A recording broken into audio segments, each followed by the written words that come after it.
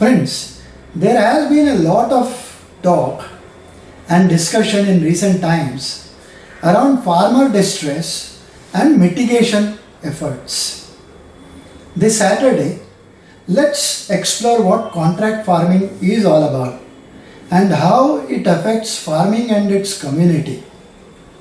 Whereas contract farming is an agreement between the farmer and the processing and marketing firms for the production and supply of agricultural products under a forward agreement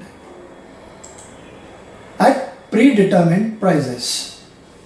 Now, whom does it really benefit in practice? There's a farmer and a company. Does it really benefit the farmer? Can an agreement benefit both the signatories, the farmer and the company as well? Let's see. An agreement is generally a service rendered by one and a fee received by the other. A perceived profit or benefit must be normally inbuilt into an agreement. The catch, however, is that whereas profit is tangible, benefit is not. When companies, government bodies or individual entrepreneurs are on one side and economically weaker farmers are on the other, is it not essentially an agreement between unequal parties? Most times the buyer specifies the quality of the produce required and the price as well, with the farmer agreeing to deliver it at a future date. How does a farmer guarantee the quality of his produce when it is dependent on a host of parameters not necessarily under his control? How many farmers actually understand the usual quality schedules, appended to the main contract of their enforceability in the courts? Is a farmer then trading on assets of abstracts which he can never deliver? While the buyer seeks to maximize his profit component by bringing down the prices by clever data analytics that maps farmers' databases and his land holdings, what recourse do the farmers have? A contract usually specifies the terms and conditions for the farmers to grow while the company agrees to promote, purchase, process and market.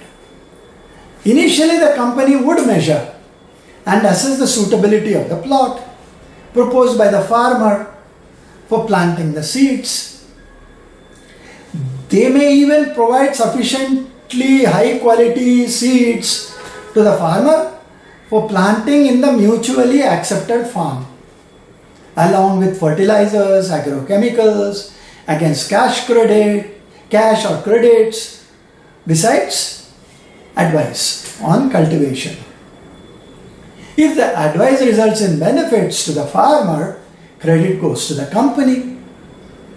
What if the farmer faces losses?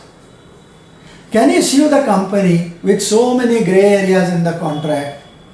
Are the contracts legally enforceable in the courts? The farmer must first agree to use the seeds that the company provides, plant them on the advised dates, agree to the farm being surveyed, and follow all the technical recommendations made by the company with regard to planting, irrigating, weeding, fertilizing, controlling pests, diseases, picking, sorting, and even packing. The company will, however, buy only the produce that is of acceptable quality and reject the rest. How does the farmer prove that the deficit in quality, if any, was not his doing? The farmer will certainly be rewarded if he exceeds the required quality standards or the expected levels of production. But how does a farmer do this when every cultivation parameter, is sought to be controlled by the company? Does he not risk a rejection and loss if he deviates and innovates on his own? Farmer groups may be formed, but then how effective will they be in addressing these problems? The contracts generally have clauses that seemingly protect the farmer as well as the company. Whereas the agreement is terminated if the farmer fails in his obligations. He too can sue the company and claim compensation to the value of the services foregone or to the value of the crop lost at rates agreed between the company and the farmers group. There is a catch, however. Who will arbitrate on behalf of the farmers and at what cost? Usually all contract farming agreements are for that growing season, which means a farmer will have to go through the rigmarole every season after season with the company. Can a farmer, a small landowner, most of the time uneducated, afford the paperwork and the litigations involved? Are not all the aces with the company? For is not quality or yield dependent on the quality of seeds and fertilizers supplied by the company? The farmer hardly has the requisite knowledge or control over it. He doesn't even know what the fertilizers would do to the quality of his farmland in the long run. Forget their utility in enhancing the yield this time. Would he be responsible for unfair or harmful use of fertilizers and pesticides? Eventually the farmer has to bear the brunt of replenishing the farmland at his own cost, in addition to a loss of revenue, or forego the next produce completely. Is this any different from the way dairy cattle are managed? You know how they are managed?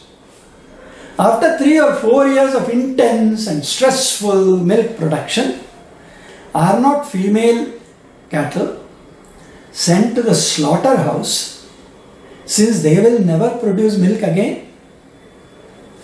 That several state governments are making anti-cow slaughter laws only shifts the burden of responsibility without addressing the inherent problems. Contract farming has seemingly great benefits for the farmer. Survey results on rice farming show that the average revenue of contract farm is about 11%, higher than the average non-contract farm. And the per hectare cost of production in contract farm is about 13% lower, and as a result of average profit margin under contract farming is about 50% higher than those without contract. What may be a way out if these results were to be realized without the farmers being exploited? A few things that the government can do. The government must make a model contract legally vetted by the Law and Judiciary Department as enforceable in courts and appoint arbitrators as and when required. If that were not to be done, we are looking at what happened in the real estate sector, with companies creating unilateral agreements and then running away with the investors' money, which is in this case will be farmers' sweat and blood. Can we have a twin of RERA in farming? Why can't we create a FERA today? FERA, Farm Estimate Resource Allocation. There is a way out of the dark room for the bureaucrat who framed the laws to meet the complete truth squarely in the eye. Friends, the farmer must become a true bhagidar in contract farming. A cooperative must be created between farmers and the stockists for all produce, especially paddy, wheat and rabi crops. Let the surplus produce be stocked and a stock receipt given to the farmer indicating stock bin number, and after it gets sold, let the profit be split between company and the farmer, stockist and the farmer. If the farmer wants money, he can easily offload some of his produce rice fetches higher prices as it gets older. Why not the farmer get a little advantage of that? Why must the farmer not have a share in that? Of course, he must share the losses if they were to occur. With that, let me end the Saturday talk. I've given you a lot to think about for this Saturday and maybe tomorrow. And I'll be back. And with that promise to return back next Saturday, thank you, Dhanyavad and Namaskar.